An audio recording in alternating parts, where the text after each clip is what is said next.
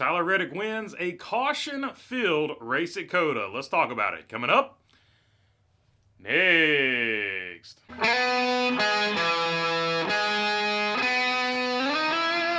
What's going on, everybody? Hope you're doing good this Monday. All right, Tyler Reddick wins a caution-filled race at COTA. In fact, it could be said he probably won this race 2 or 3 times. He was on an off-cycle pit strategy that looked like it was going to create some interesting results. Trackhouse looked like it was in really good position because they were the best cars that had the most amount of fuel at the very end. Then an array of caution after caution after caution, sort of mixed up the strategy once again. But it was cool in this race that we were able to talk about strategy. And the reason we were able to talk about strategy is because we didn't have cautions for the stages. The stages were still in there. The points were still awarded. But because there was no caution for the stage breaks, there was all kinds of fuel strategy. People were on different types of runs for tires. There was 3 stops, there was 2 stops, all kinds of things were going on there, and it was really fun to watch. And then, of course, the end of the race, the cautions came and sort of, I'm just going to say for me, ruined it all. The cautions kind of ruined all that really good strategy. It was still exciting for a lot of people. A lot of people enjoyed the knockdown, drag-out fight that was the very end of this race, but it was like probably 50-50 on that deal. But at the end of the day, the man with the fastest car, the team 2311 that brought the fastest car, and Tyler Reddick won this race, and they won it handily. Nobody was touching that car today. And I said on the live stream, every once in a while, 2311 just brings a race car to the track. You saw Bubba Wallace at Kansas. Every once in a while, they just bring a race car to the track that is just so much faster than everybody else's race car that it's crazy. But the thing about 2311, at least so far, is they lack that consistency. But that being said, on this day, there was nobody taking it away from Tyler Reddick, and that's what I said when he had the slow start to the season. Don't even worry about it, because there is no doubt in my mind he is going to win a race, and he has done that today. So congratulations to Tyler Reddick and all the boys over there at 2311. Now let's get on to the man he replaced, because he had some strong comments. Got people sort of choked up. Let's get into that. From Alan Cavana, Kurt Busch was one of the happiest people in victory lane, showing a ton of emotion, even happy tears. He told me he got a doctor's appointment tomorrow in Charlotte, hopeful for a positive update. So there you go. Kurt Busch is going to the doctor this week. It will hopefully be a positive update, and hopefully he can get back, and we know he wants to get back.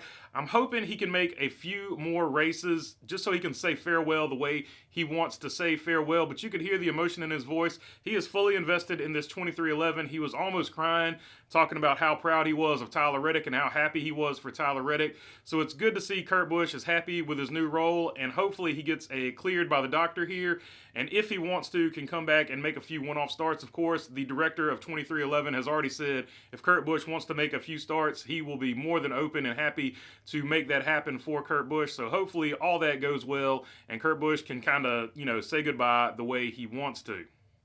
All right, now I mentioned the cautions, and I can't say this without saying the caution. The green-white-checkered flag deal turned a lot of people off, so it brought up into debate the green-white-checkered flag situation. On one side of the aisle, you have the people that absolutely love it. They want to see the races finished under green. They want to see these Royal Rumbles at the end of races. They are super happy with the green-white-checker, the double file restarts, and things like that. So there is a contingent over there that loves it. They like the drama of it and all that.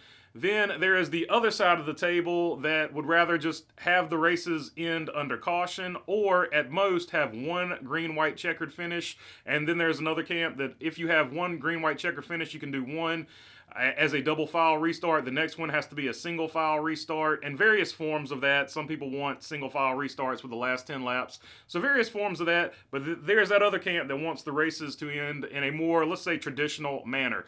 So tell me down below what you think. Me personally, I was always okay with the races ending under yellow, so that was just always my take on it. But I come from like a whole different era than the younger generation, so it never bothered me, and the green-white checkers never really bothered me until we get into situations like this where you have multiple green-white checkers that just completely ruins other people's days. So I actually kind of got off the green-white checkers. I was excited for them when they first came out. It sort of made sense back then. But then when you see what it's devolved into, basically, with people just taking each other out, I wasn't really into that. So I lean more toward the just finish it under caution. But then again, that's the era I grew up watching. But let me know down below in the comments, because I feel like the cautions were probably the bigger story. So let's see who had a good race and who had a bad race. Good race, of course, for Tyler Reddick. Kyle Busch finishing second, holding on there with the older tires. Alex Bowman finishing third. Really good at this track, consistently runs top fives here. Ross Chastain recovers from a wreck early on, misses the wrecks later, gets fourth place. William Byron fifth. Definitely should have finished second. He's another one that sort of got bit by those late race cautions. Austin Cindric finishes sixth.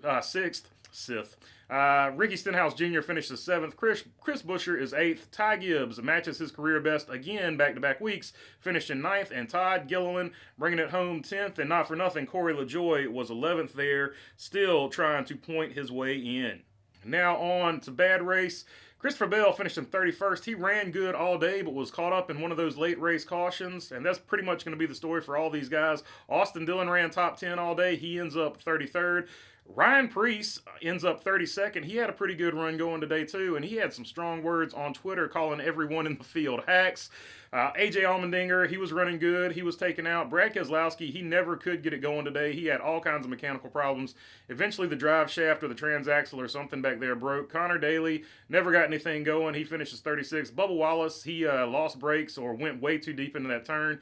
Either way, according to Bubba Wallace, I guess it was a mistake. So he drove way too deep in the turn. Second week in a row, he gets a DNF. And Jimmy Johnson almost finishes last, but he is saved by Ty Dillon, who finishes last.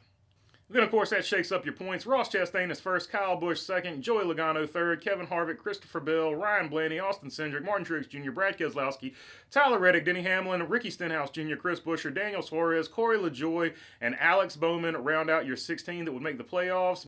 All right, and that's all I got for you on this one. If you made it this far, feel free to subscribe down below. All your subscriptions mean a lot to the channel. If you're already subscribed, you know I appreciate you all as well. And other than that, thanks for your time. Peace.